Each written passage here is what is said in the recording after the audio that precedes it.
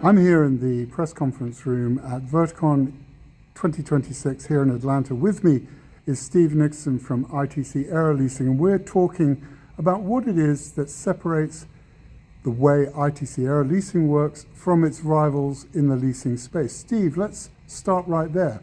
What is it that makes you different?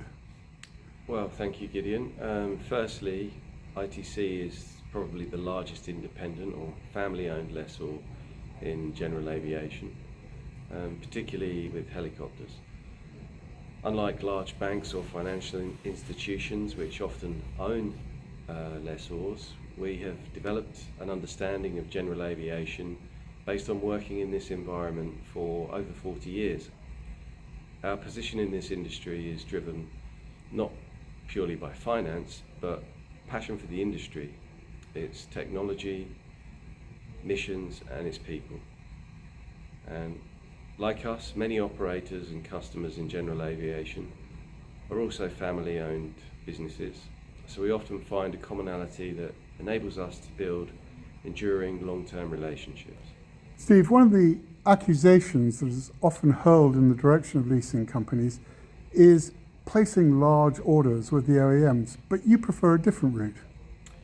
We do. We prefer sustainable growth, and we aim to support the industry by partnering with operators and end users of aircraft to source them together, never placing speculative orders with OEMs, which can often clog up order books, and often to the detriment of operators. In the current environment, with supply chains strained as they are, lessors placing large orders can often prevent operators from quickly accessing aircraft in their preferred configuration. It can also lead to supply being somewhat monopolised and lease rates dictated in a way that some operators may not be able to be financially competitive or profitable. Let's talk a little bit about the sort of operators that you prefer to work with.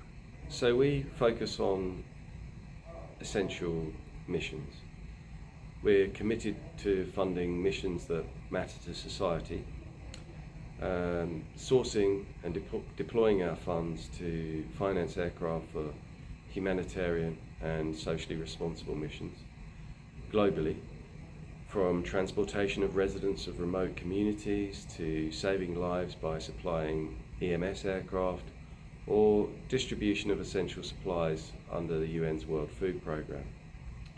Since our company's foundation in 1985, helping others has always been at the heart of our corporate mission.